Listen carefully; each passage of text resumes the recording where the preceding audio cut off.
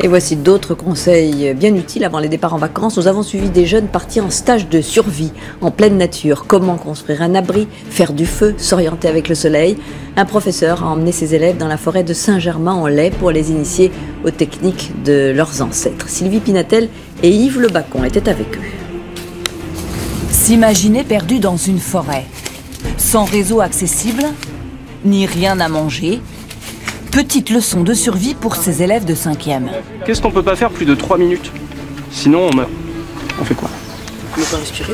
On peut pas respirer. Alors on peut pas manquer d'oxygène pendant plus de 3 minutes. L'homme ne tient pas plus de 3 jours sans boire et 3 semaines sans manger. Mais avant cela, l'urgence est de fabriquer un refuge pour la nuit. Alors frottez bien toute la tige aussi.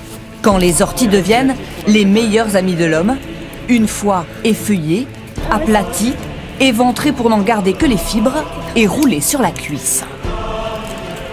À quoi ça sert? La ficelle, ça sert à construire un abri. Ça peut servir à réparer son sac à dos. Donc en fait, la ficelle, ça fait partie de ce qu'on appelle l'un des 5 C de la survie. C'est le matériel minimal qu'on doit avoir avec soi. L'art de la survie, aussi connu sous le terme de bushcraft, c'est savoir utiliser les ressources de la nature. Une transmission ancestrale et orale qui s'est un peu délitée.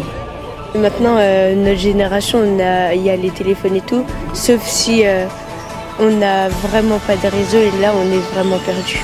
On n'a pas le droit d'allumer un feu. Aujourd'hui, je vous le montre. Je vous montre juste l'allumage. Ça veut dire que dès qu'il y a les premières flammes, on les éteint.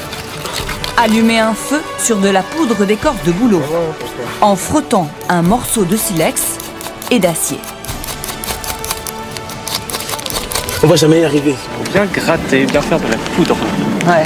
Et ça, ils veulent pas parce qu'ils veulent absolument commencer à faire le feu. N'est pas homme primitif qui veut. Du côté des filles, le mode d'emploi est appliqué à la lettre. Et c'est même à se demander si ce sont bien les hommes qui ont découvert le feu.